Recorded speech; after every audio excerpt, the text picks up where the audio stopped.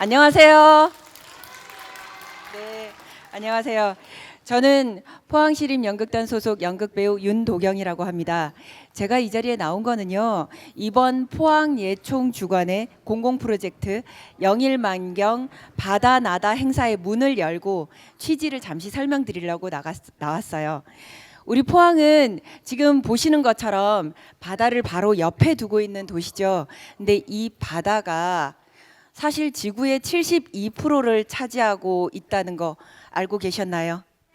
아, 진짜 멋진데. 저는 이번에 알은 것 같아요. 이 행사를 준비하면서. 72%를 차지하고 있는 바다라면 지구는 땅지자가 아니라 바다 해자를 써서 해구라고 해야 되는 게 아닐까 하는 생각도 듭니다.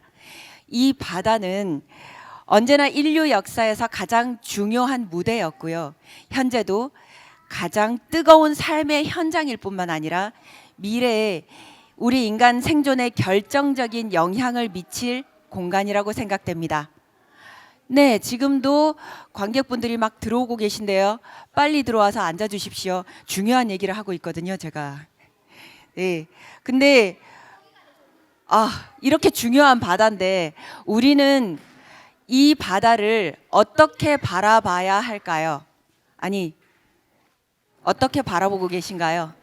이 바다. 어떻게 바라보고 계신가요?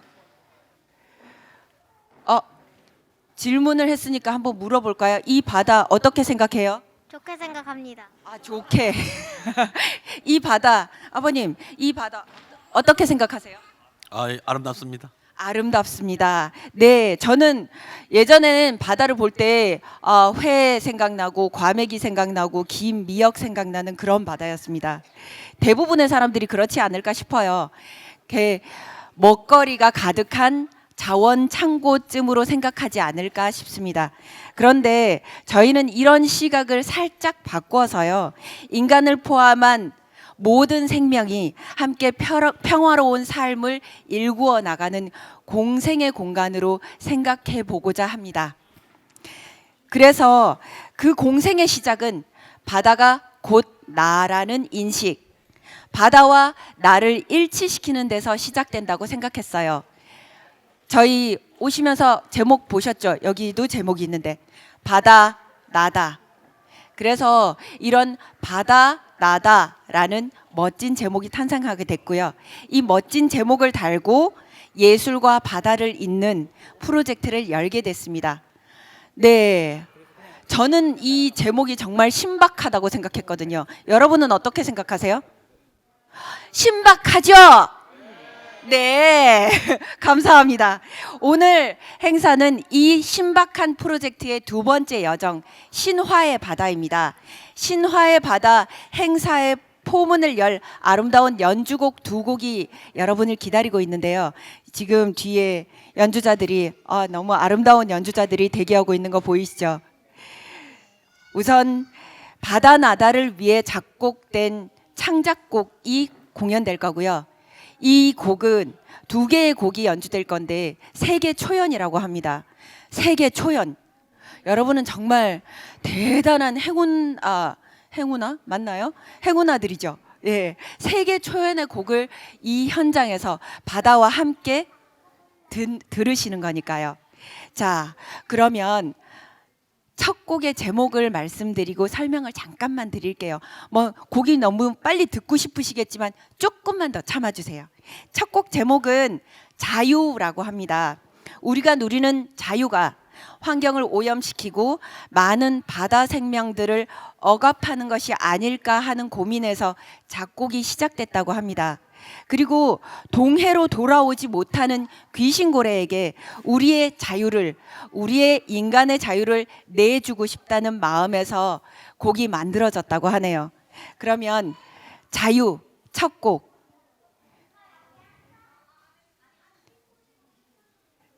세계 초연 첫 곡, 여러분의 박수와 함성으로 들어보도록 하겠습니다. 박수, 함성, 와!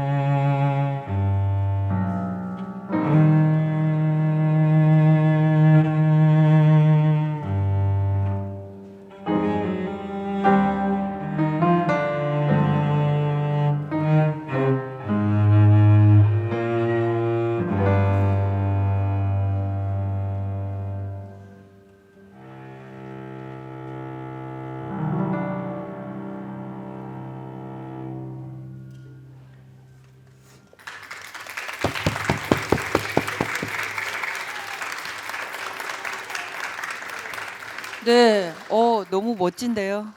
네, 되게 자유라는 제목이 뭔가 딱 어울리는 것 같은 그런 곡이지 않았나요?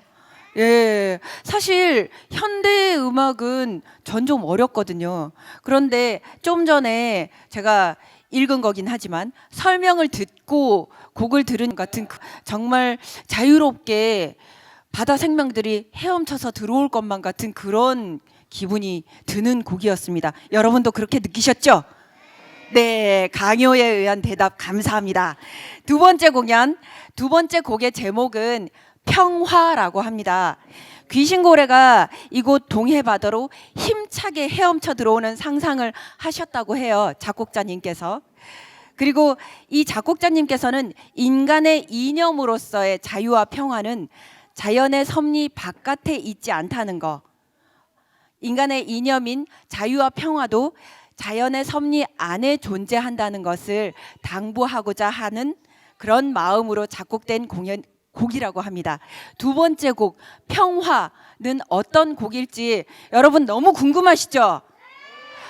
목소리가 지금 연주자들이 좀 전에 공연을 하고 두 번째 할 때는 좀 더 힘을 내서 해야 될 것 같은데 이런 목소리보다는 조금 더 크게 해주시면 안 될까요? 기대되시죠? 감사합니다. 그러면 박수와 함성으로 두 번째 곡 평화 들어보겠습니다.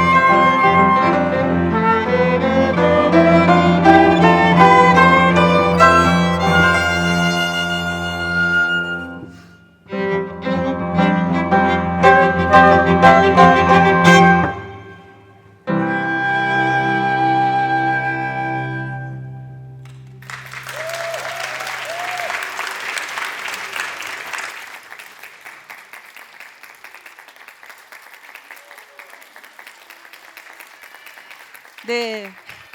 정말 박수 소리 한 번 더 크게 박수 쳐주시죠.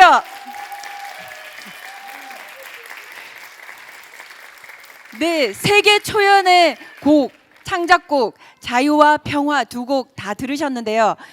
앞에 바다를 보면서 바다와 연관되는 곡을 두 곡 들으니까 정말 눈과 귀가 함께 호강하는 그런 느낌이었어요. 좀 전 곡은 저는 정말 평화의 메시지를 가지고 고래가 막 헤엄쳐 들어오는 것 같은 희망적인 기분이 들더라고요. 되게 저는 참 좋았습니다. 여러분은 어떠셨나요?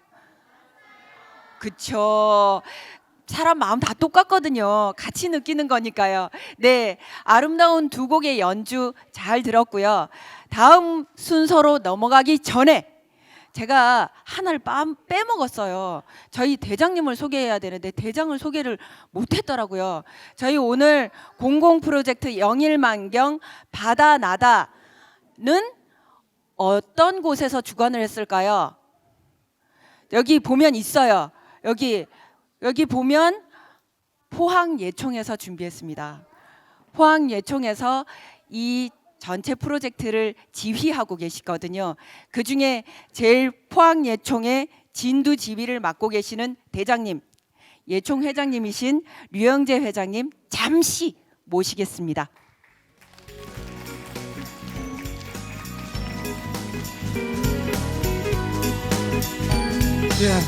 개장 아니고요. 이런 거 안 하셔도 되는데 취지는 사회자님께서 이제 말씀을 잘 하셨고 다 하셨고요. 저도 또한 오늘 관객으로 왔습니다. 창작곡 누가 창작을 했을까요?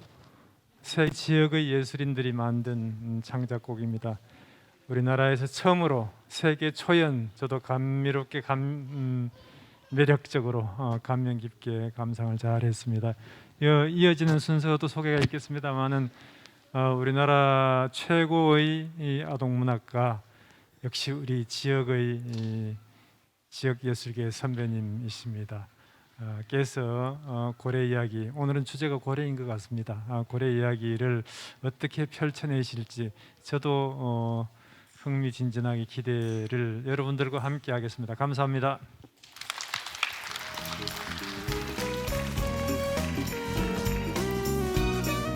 네, 회장님께서 류영재 회장님께서 먼저 말씀해 주셨는데 다음 순서는 귀신고래 동화 귀신고래 작가 김일광 선생님을 모시고 동해안 고래 신비한 이야기라는 토크 콘서트를 진행할 예정입니다. 그 뒤로는 낭독극, 동화를 낭독극으로 만든 귀신고래 낭독극이 공연이 쭉 이어질 것 같습니다. 갑자기 제가 당황했나 봐요. 너무 유명한 분을 모시고자 하니 제가 좀 당황해서 말을 버벅거리고 있습니다. 김일광 작가님께서는 사실 포항에 터를 잡고 계시지만 전국적으로 해외 출판까지 하셨거든요. 전 세계적으로 굉장히 유명한 동화 작가십니다. 제가 그런 분을 모시고자 하니 말을 버벅거려도 여러분께서 이해해 주실 거죠? 네, 그러면 세계적인 동화 작가 김일광 선생님 모시고 동해안 고래의 신비한 이야기 들어보도록 하겠습니다. 선생님.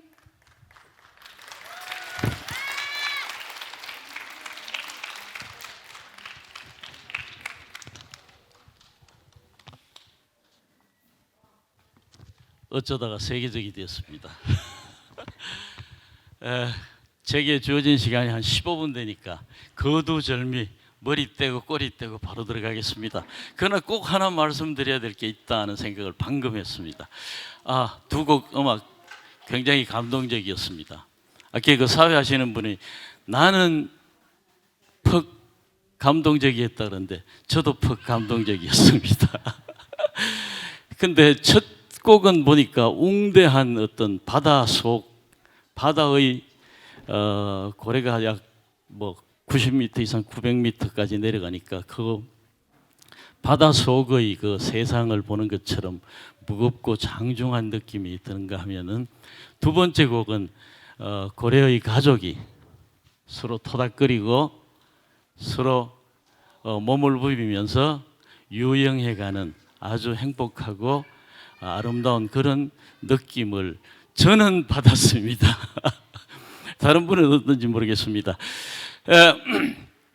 바로 들어가겠습니다. 여러분 앞에 펼쳐지는 바다가 영일만입니다. 영일만이라는 이름은요, 역사가 얼마 되지 않습니다. 조선시대, 고려시대 그 전에 우리 조상들은 앞에 있는 바다를 용담이라 그랬습니다. 용이 살고 있는 호수라는 뜻이에요. 영일만을 바다의 개념으로 보지 않고 호수의 개념으로 보았습니다. 그래서 영일만을 비롯해 가지고 동해를 우리 조상들은 고래의 바다라 그랬죠. 그래서 동해라는 이름과 함께 경해라는 이름을 썼습니다. 고래경자입니다. 그죠? 근데 오늘날 와서 조금 변했습니다만 자료를 제가 이제 고래 이야기를 설명해 보니까 우리 남자를 남자라 그러고 여자를 여자라 그러죠. 네. 고래도 남녀 구분을 두었어요. 물고기는 암컷, 수컷이라 그러지 물고기 수컷의 이름이 따로 있고 암컷의 이름이 따로 있지 않잖아요. 그만큼 우리 조상들에게 있어가지고 고래는 생명체 중에서도 우리 인간과 거의 같은 반열에 넣어서 생각을 했습니다. 그래서 수컷을 경, 물고기의 옆에 서울 경자가 붙었죠. 암컷은 예라고 불렀습니다. 물고기의 옆에 아이 아자가 붙었어요. 그래서 우리 조상들은 고래를 부를 때 경예라고 불렀습니다. 그런데 예라는 말은 지금 사라지고 우리 일상 언어가 되지 않았습니다. 그죠? 이와 같이 자, 이런 고래였는데 고래가 얼마나 많았는지 기록이 있습니다. 우리 바다에 고래가 얼마나 많았는가?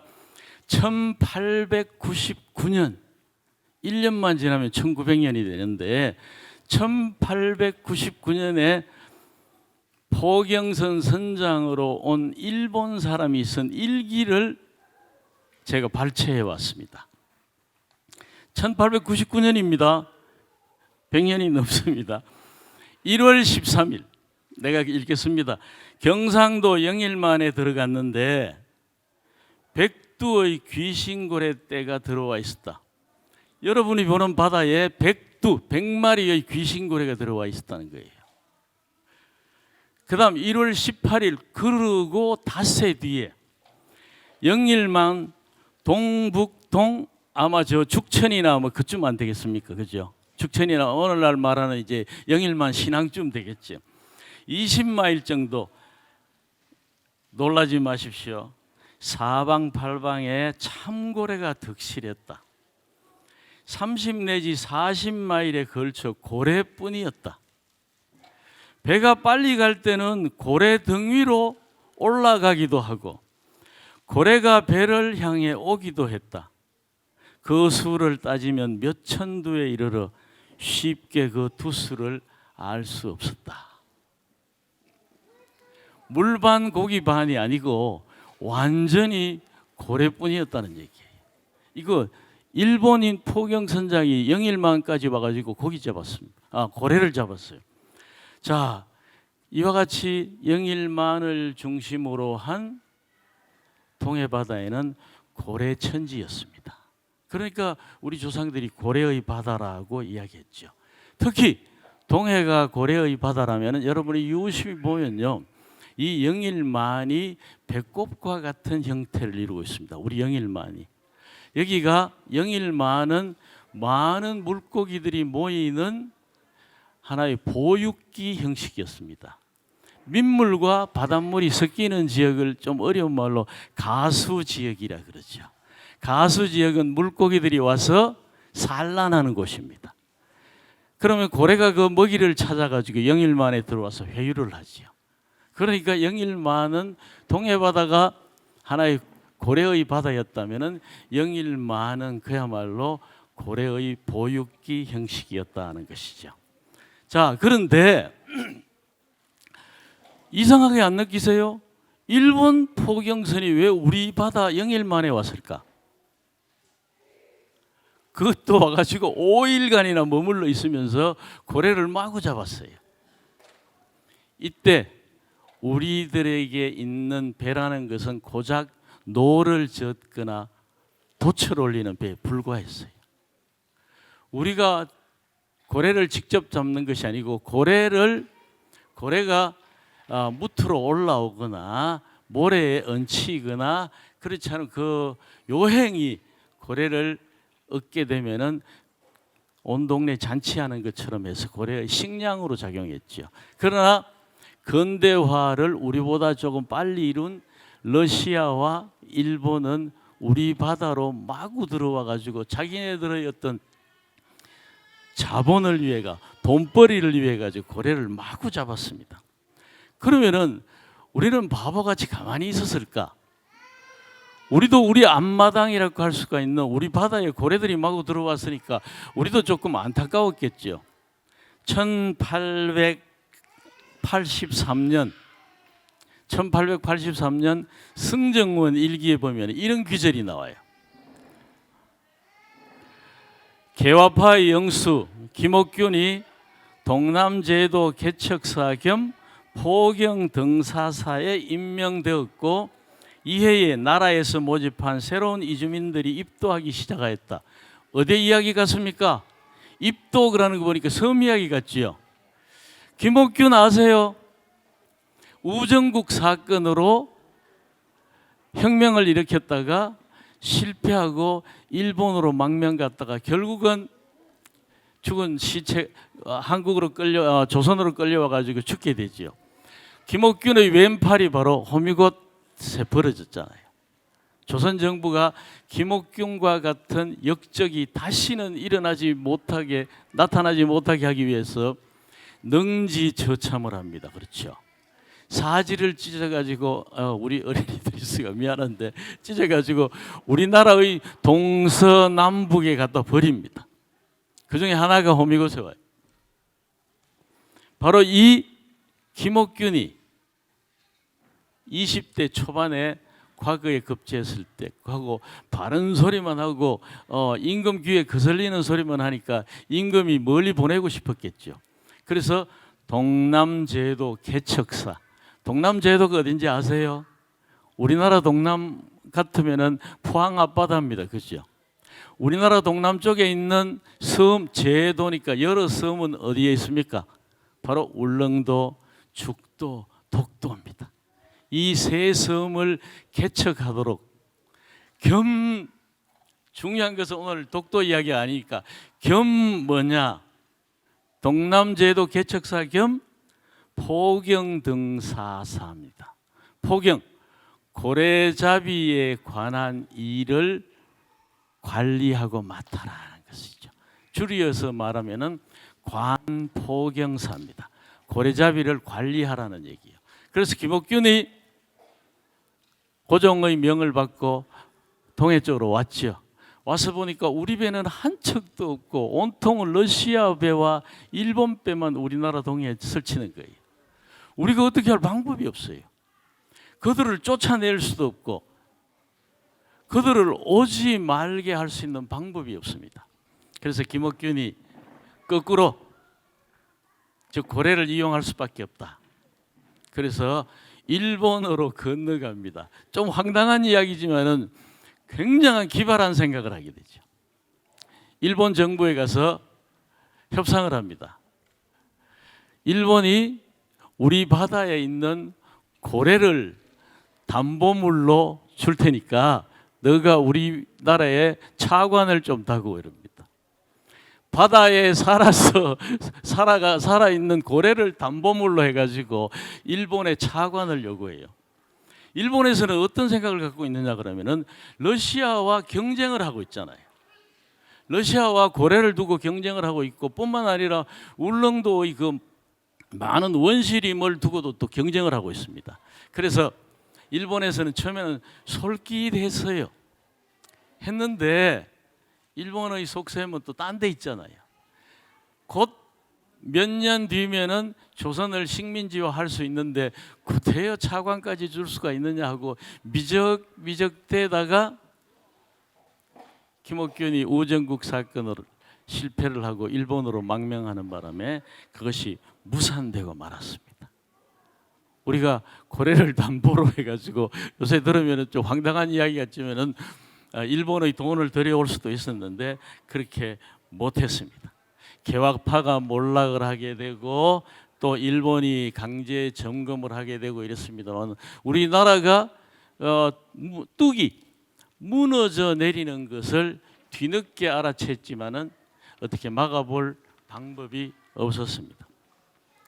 그러자 바로 우리가 이제 눈을 뻔히 뜨고 우리 것을 빼앗기던 시대를 넘어가 가지고 1910년 합방이 이루어지면서부터 본격적으로 일본은 우리나라에 들어와서 수탈을 하기 시작을 합니다. 고래는 이때 거의 대형 고래들이 35년간 우리나라의 사람들이 징용으로 징발로 위안부로 일본 전쟁터에 끌려가듯이 우리 바다에 있던 고래들이 일본의 자본에 의해 가지고 그들의 돈이 되어 가지고 그들의 침략 전쟁에 끌려가는 것과 똑같은 그런 역할을 하게 됩니다. 이때 이제 일제 강점기 동안에 1911년에서 1944년까지 일본 포경협회에서 모은 자료에 의하면은 6,647마리 대형 고래만. 이때 귀신 고래가 우리 동해 바다에서 잡혀간 고래가 1,313마리. 거의 1년에 100마리 정도씩 대형 고래들이 잡혀가게 됩니다. 그 통계 엄청난 고래들이 잡혀가고 이 귀신 고래는 그 후에 일본이 물러가고 난 뒤에 1977년 마지막으로 한 마리가 발견되고 난 뒤에 우리 바다에서는 사라졌습니다. 우리 바다에서는 사라졌습니다. 그 다음에 이제 해방이 되었다고 하지만은 우리 바다에는 어떤 괴물이 들이닥쳤느냐 그러면은 산업화라는 괴물이 들이닥쳤어요.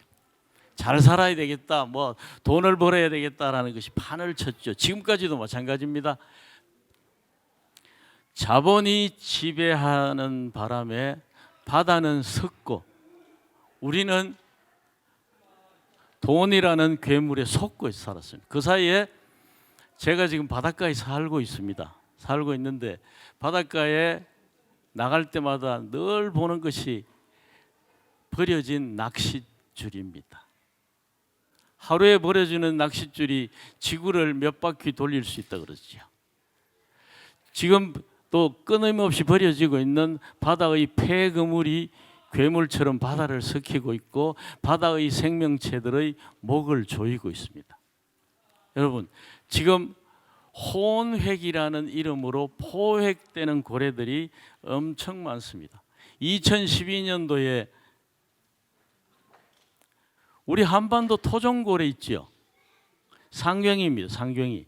상경이는 표정이 웃는 표정이라 해서 웃는 고래라 그러기도 하고 등 지르러미가 없습니다. 한반도를 중심으로 한 토종고래예요. 이놈이 2012년 1년 동안 몇 마리가 혼획되어 죽었느냐 그러면 2,600마리입니다. 이 역시 1년에 100마리 이상씩 지금 1,000마리 이상씩 지금 죽고 있습니다. 그것도 그물에 걸려 죽습니다. 그물에 걸려 가지고 죽고 있습니다. 그러니까 일제 일본에 의해 가지고 우리 고래가 멸종되었다고 하지만 지금도 산업화라는 괴물 속에서 우리가 돈벌이에 급급하다 보니까 바다의 생명체들을 몰살시키고 있습니다. 법이 없느냐? 법이 있습니다. 법이 불법 포획하다 적발되면 2년 이하 징역이나 2천만 원 이하의 벌금에 처한다고 했지만은 소용이 없어요. 끊임없이 우리의 고래가 죽고 있습니다.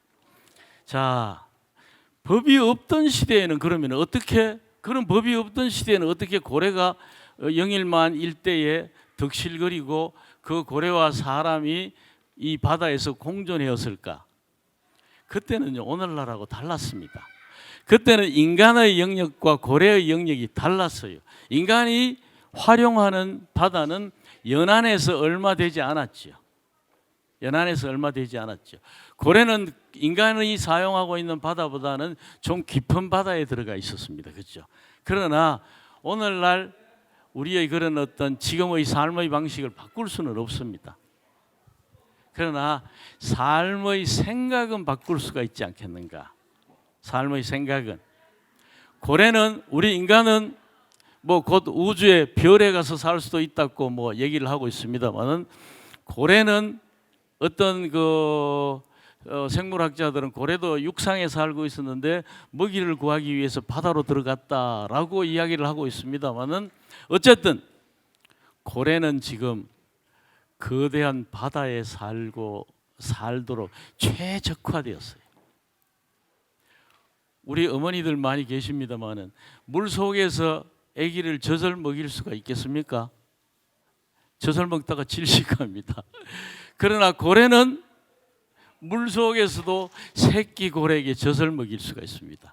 코와 입과 눈이 물 속에 살 수 있도록 최적화되었어요. 지금 고래 보고 육지에 와서 살아라고 할 수가 없잖아요. 그렇다면 우리가 바다를 고래에게 양보해 줄 수밖에 없습니다. 배려해 줄 수밖에 없어요.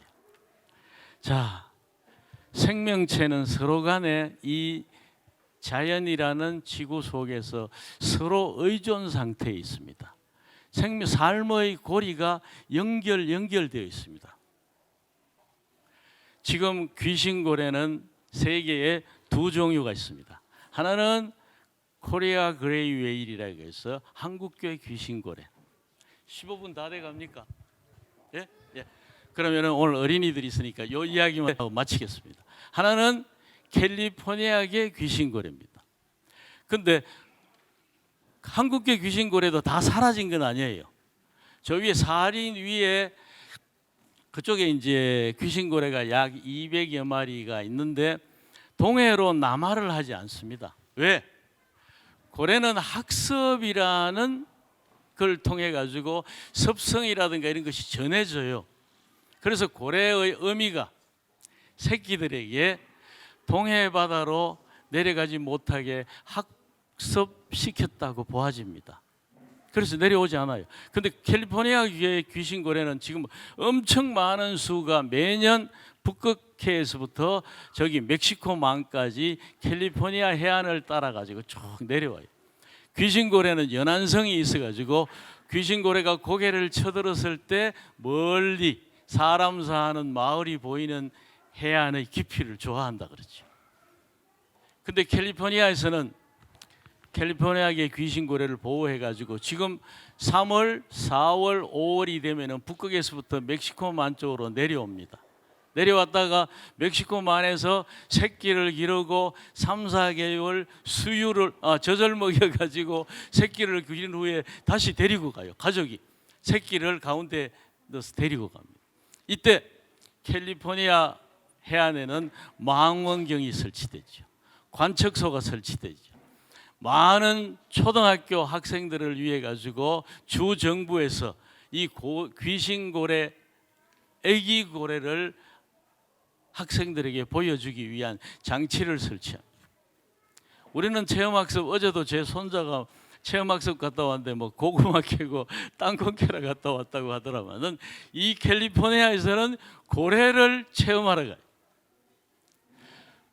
바닷가에 보트를 설치해두고 망원경으로 귀신고래가 새끼 고래를 데리고 이동하는 것이 보이면은 그 보트에, 동력이 없는 보트에 학생들을 태워가, 바로 초등학생들을 태워가지고 보냅니다. 어른들이 넌지시 귀신고래 어미 쪽으로 보트를 밀어보내면은 귀신고래 어미는 자기 새끼를 보트 쪽으로 넌지시 밀어줍니다. 그럼 아이들이 턱이 낮은 보트 위에서 귀신고래 머리를 만지고 등을 만지고 꼬리를 쓰다듬습니다. 귀신고래 새끼는 새끼 때, 이제 태어난 지 4, 5개월 되었을 때 인간의 손길을 느끼게 되죠. 체험하게 되죠. 아이들은 어떻습니까? 이제 초등학생들이 귀신고래의 머리를, 등을, 꼬리를 만지면서 생명의 존엄성을, 다른 생명체에 대한 존엄성, 다른 생명체에 대한 배려를 몸으로 익히게 됩니다.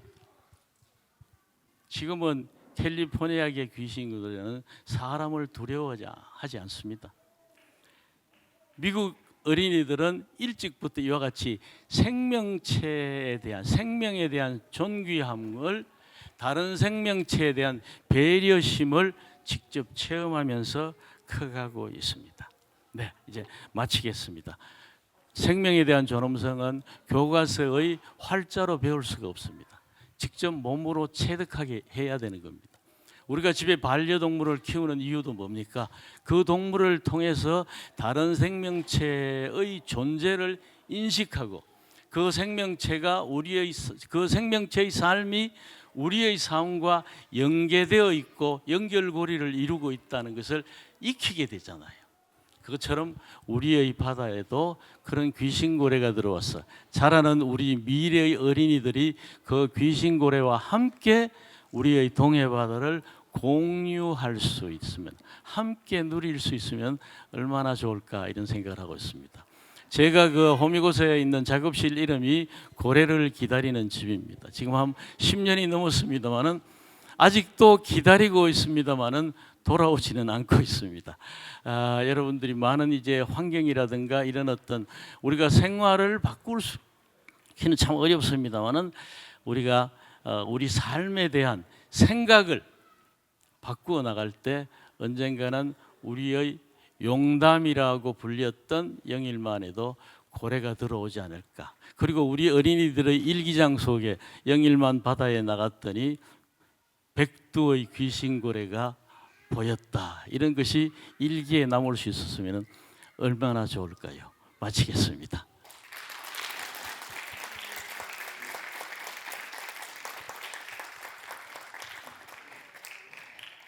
네, 김일광 작가님의 귀신고래 이야기, 동해안 고래 이야기 너무 재밌게 잘 들었고요. 1977년에 마지막 귀신고래가 발견되었다니 그 정보 정말 1977년 되게 가슴이 아프다는 생각이 좀 들었습니다. 그때 이후로 귀신고래를 본 적이 없다라는 게, 그리고 아까 작가님께서 당부하셨던 것처럼 우리 어린이들의 일기장에 바닷가에 나갔더니 고래들이 엄청 많이 이렇게 분수처럼 물줄기를 뿜으면서 있는 걸 봤다라는 일기장에, 그런 일기가 앞으로 꼭 있을 수 있었으면 좋겠다라는 생각이 듭니다. 자, 작가님의 귀신고래 이야기, 동해안 고래 이야기 잘 들었고요. 그 다음으로 저희 낭독극 귀신고래 바로 이어질 건데요. 앉으실 분들 지금 빨리 앉아주시고요. 뒤에 저희 음악 연주와 함께 낭독극 귀신고래 바로 여러분의 아주 커다란 박수로 커다랗게 쳐주실 거죠? 네, 지금 한 3,000명 정도 있다 정도 느낄 수 있도록 커다란 박수와 함께 낭독극 귀신고래 시작하겠습니다.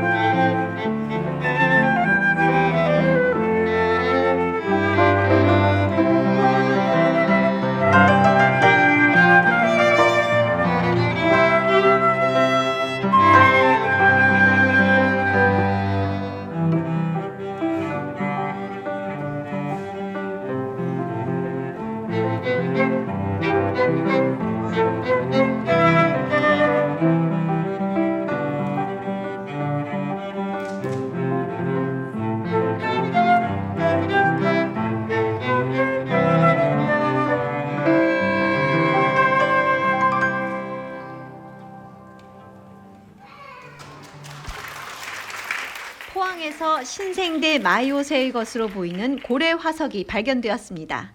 서울대 지구환경과학부 임종신 연구교수는 경북 포항의 신생대 마이오새 지층에 있는 50개의 고래 화석을 채취했다고 밝혔습니다. 또 갈비뼈로 제작이 되는 20여 개의 뼈도 함께 발견되었습니다. 우와. 이 고래 화석의 머리에서 꼬리까지의 길이는 26m 정도였습니다. 오, 할아버지, 할아버지 벌써 나오셨네. 여기 보세요. 2천만 년 전 고래 화석이 발견됐대요. 여기 뉴스에 나오네. 가만히 끌어보자. 여기 등뜨리부터 시작해가 꼬랑지까지 혹에 몇 개고. 아, 할아버지, 화석이라니까요. 뼈만 쭉 있는데 혹이 어디 보여요? 아니다. 가만히들 찬차히 들다 봐라. 혹이 10개 있으면 귀신고래디. 아, 귀신고래. 아, 또 귀신고래 얘기야. 할아버지, 귀신고래 이제 우리나라에 안 온대요. 아니다. 꼭 돌아올 기다. 귀신고래 넋줄이 햇살이가 구룡포 앞바다를 감돌아 나가면서 푸푸 하는 숨소리를 듣는 게 내 남은 소원이다 말이다. 넋줄이 햇살이요? 그래, 내가 붙여준 이름이지. 쌍둥이지래. 근데 걔들을 할아버지가 왜 기다려요? 할아버지는 포경선 선장이었잖아요. 왜 이 나이에도 잡으시게요?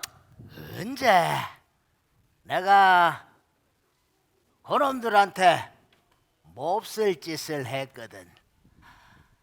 고래잡이가 절대로 해서는 안 되는 잘못 말이다. 그게 뭔데요? 연우야, 예. 네 할배 옛날 얘기 한번 들어볼래? 옛날 얘기요? 예.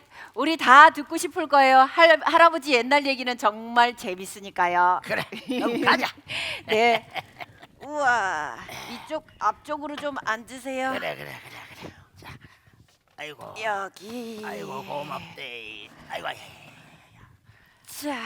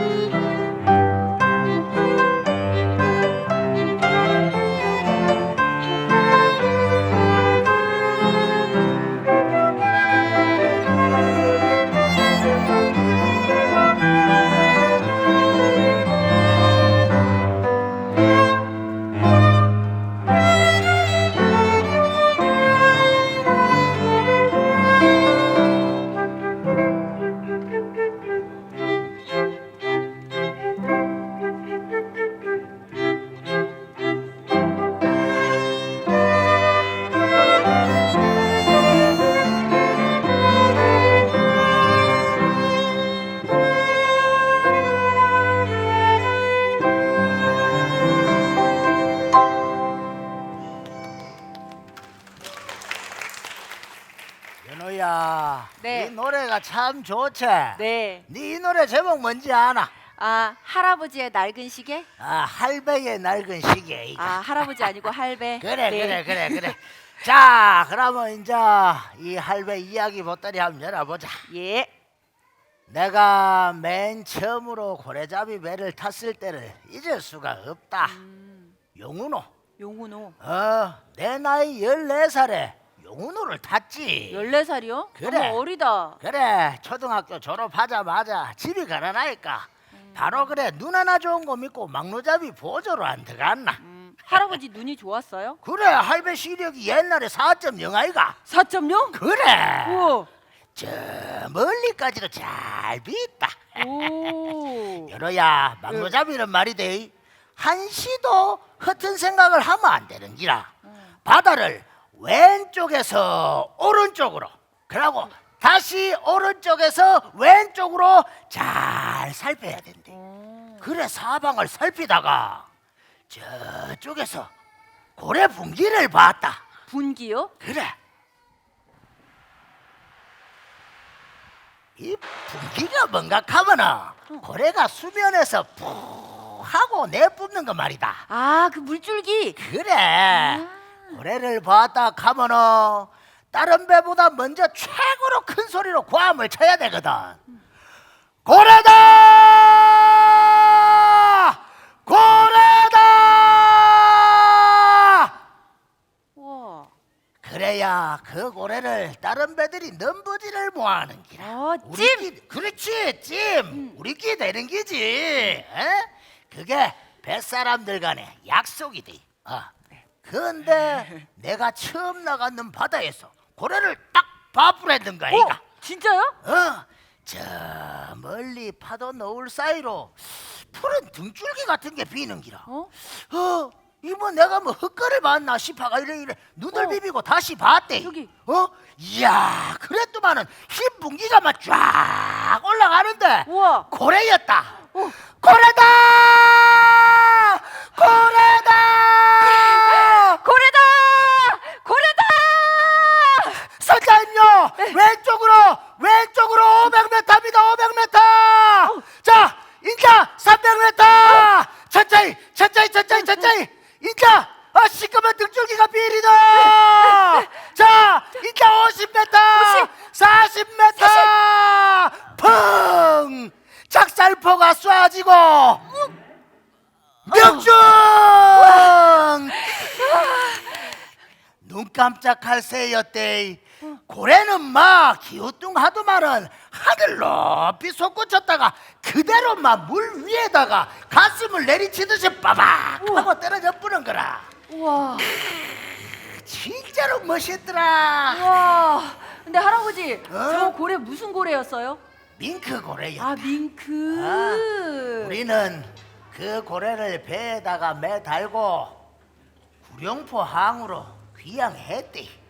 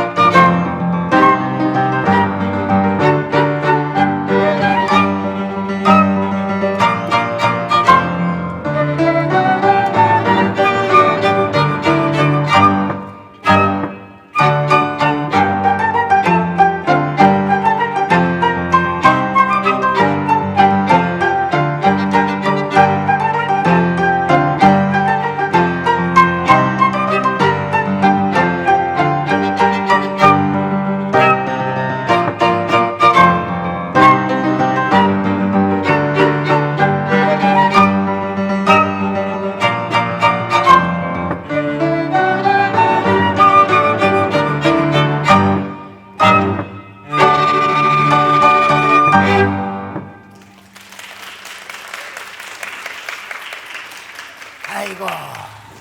그래가 내가 바다에서 모셔온 착한 손님은 자신이 가진 모든 거를 나눠가 따뜻한 잔치를 열어줬다.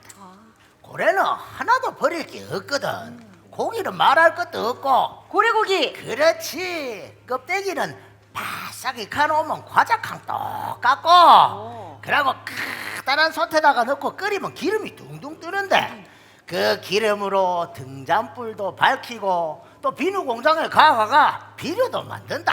우와. 비누요? 그래. 이 산업혁명이 일나고 이 석유가 나오기 전에 그때는 전 세계적으로 고래기름을 제일로 많이 썼다. 그러고 빽따구는 또 잘게 패놓으면은 이게 막 장작만큼이나 따뜻하게 화력도 씌고 좋다고. 그렇구나. 나는 세상에서 제일로 큰 고래를 잡는 최고의 고래잡이가 되고 싶었다. 그런데 그때 우리 선장님은 그게 아니라 크더라고. 선장님이요? 왜요? 먼저 바다를 어렵게 생각하고 또 바다가 내주는 만큼만 걷어가는 게 진정한 고래잡이라 크더라. 농사랑 똑같다고. 바다를 지키고 생명을 소중하게 생각해야 한다고. 그래가 그때 우리 용운호에는 소나가 없었다. 소나요? 소나가 뭔가 하면은 네. SORNA. SORNA. 소나. 그렇지. 응. 이게 세계 제2차 대전 때 해군용 탐지기로 나온 건데 이게 막 어선에 들어가 보면은 불법 음파 탐지기가 되는 기라. 불법? 고래가 비면은 막 바로 방향을 맞춰가 음파를 쫙 쏘는데 이봐라 듣기 얼마나 싫어 그자. 네. 듣기 싫잖아 그도. 이 소리를 들으면 막 고래는 막 고막을 찢는 듯한 엄청난 고통에 물속으로 들어가지도 뭐하고 허우적대다가 그대로 쓰러져 보거든. 그때 작살포를 막 빵 하고 쏴부른 기라. 아이. 인간이 참 못 됐자. 예, 나빠요. 아이고 연우야. 네. 이 물에서도 지켜야 할 법이 있디. 네. 진정한 고래잡이는 바다법을 잘 따라야 된다고 선장님이 그때 낼로 잘 가르쳤지. 고래라고 다 잡으려고 하면 안 된다고. 새끼 딸린 어미나 짝짓기 할 때는 잡으면 안 된다고. 어린 고래가 잡히면 바로 또 보내줘야 된다고. 그게 바다에 기대 사는 사람들이 지켜야 할 예의라고. 근데 내가 그거를 못 지켰는 거라. 아이고. 그거 바다 사람이 지켜야 할 법을 어겼다는 거예요? 에이, 맞다. 할아버지가요? 그래. 그날은 바다에서 귀신고래 이야기를 들은 날이었대. 또 귀신고래. 귀신고래? 귀신고래는 네. 쇠고래의 종류거든. 1000m 물 밑에서 6달. 여섯 또 달. 회색빛 바우섬이 돼가 6달. 6달. 등짝에는 이 등짝에는 온갖 바다풀이 자라고 또 물나무를 뜯어물어 고기들이 모여드는 섬 같은 고래, 귀신고래. 그런데 갑자기 바다 가운데서 그 고래가 막 불쑥 나타났는 거라. 에? 고래다! 와! 고래다! 귀신 고래가 왔다! 근데 고래다! 귀신고래가 나타났다! 근데 이놈이 도망칠 생각을 안 하는 거라. 아무래도 좀 이 상태. 그래도 작살포는 빵! 명중! 근데 야가 울고 있다. 작살을 맞고도 도망치지도 안 하고 우렁우렁 우는 거라.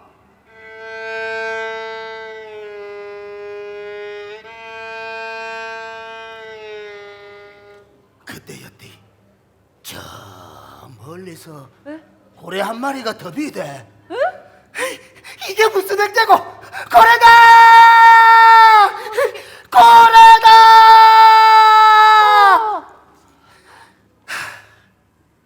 근데 야도 이상한 거라. 푸하는 숨소리를 바투내는 걸로 봐서는 억수로 당황하고 있는 것 같은데 물 밑으로 숨지도 안 하고 자꾸 앞으로만 달려나가고 있는 거라. 아, 왜 저래? 저거 귀신고래 아니고 바보고래 아니에요? 아이고 그러게 말이다. 근데 이래 가까이 딱 가보니까 네. 정수리 밑에 새끼 고래 한 마리가 엎혀 있더라고. 어? 어미가 내뿜는 분기 때문에 내가 멀리서 못 본 기지. 어떡해. 한 마리가 더 있다. 어미 가슴 지느러미 겨드랑이 사이에 한 마리가 더 있다. 어떡해. 어미가 한 마리를 얻고 한 마리는 안고 도망가고 있다. 새끼들아, 중지, 중지! 내가 그래 소리를 질렀는데도 작살이 순식간에 어미 등뜨리에 날아가가 빡 꽂혀버렸다. 또 울음소리, 우렁 우렁하는 슬픈 울음소리.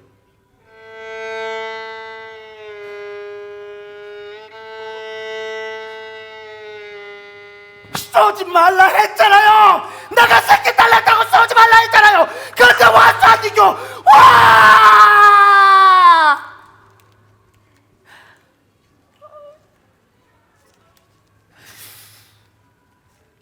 내가 아무리 작사를 쌓는 포수장한테 소리를 쳐도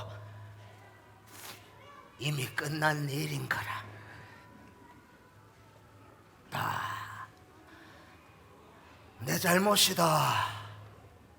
그때 내가 어미고래를 보지 말았어야 됐는데. 아이고.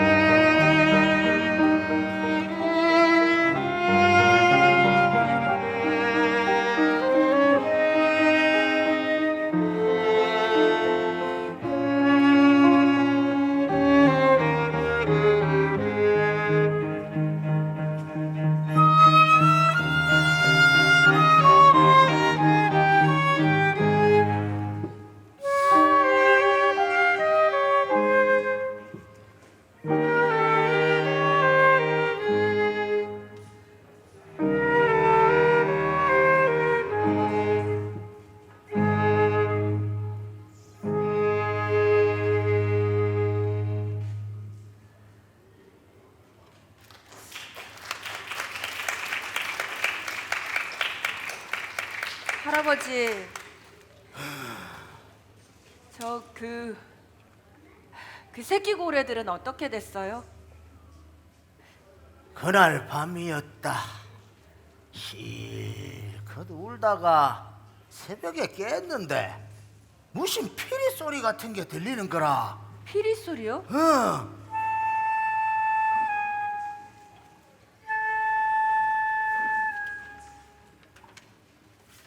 근데 그 소리가 넬로 부르는 것 같더라고.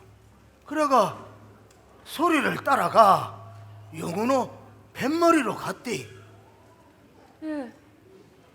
갔더만은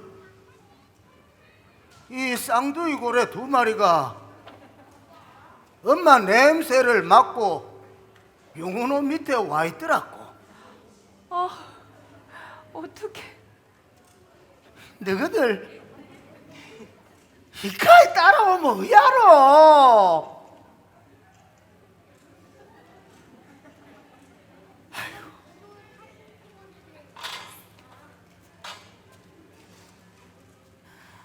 너를 보고 도망도 안 가고 징징대면서 우는 기라. 어떻게? 가들 그 눈동자, 그 쌍둥이 고래 그 눈동자가 내 보고 도와달라는 것 같더라. 걔들도 잡히면 그냥 죽는 거잖아요. 그렇지. 그래가 선자님하고 고래를 탁 몰아갖고 저 멀리 바다까지 데려다 줬다. 아 진짜요? 그래.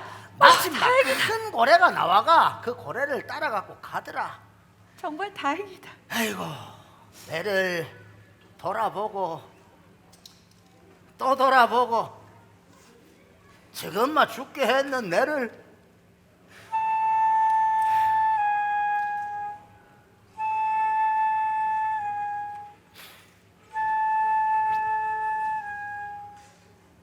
넉주라! 햇살이! 열을 기억하고 꼭 돌아오너라! 그러고 여지껏 내가 많이 미웠다.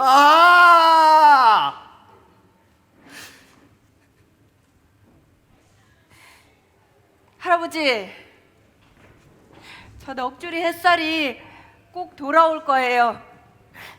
할아버지 만나러요.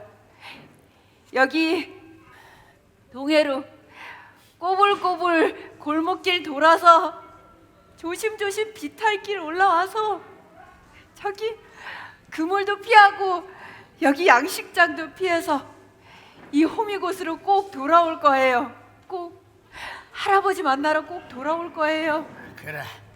이제 귀신 고래를 볼 수 있는 사람은 그 옛날에 고래를 수도 없이 잡았던 내가 아니고 바로 너희들이다.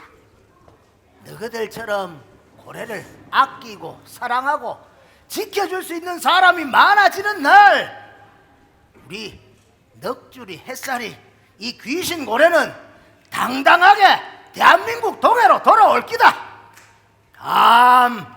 그럴 기다.